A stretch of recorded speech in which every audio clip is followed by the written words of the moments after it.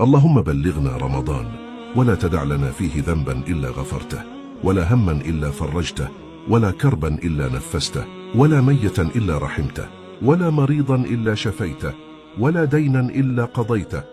ولا غائبا إلا حفظته ورددته، ولا مجاهدا في سبيلك إلا نصرته، ولا عدوا إلا أهلكته، ولا طاغية إلا قصمته،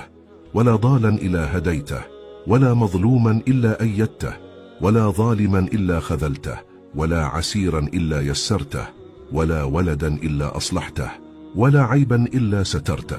ولا حاجة من حوائج الدنيا والآخرة هي لك رضا ولنا فيها صلاح إلا أعنتنا على قضائها ويسرتها لنا برحمتك يا أرحم الراحمين. اللهم اجعلنا ممن دعاك فأجبته، وتضرع إليك فرحمته، وسألك فأعطيته، وتوكل عليك فكفيته.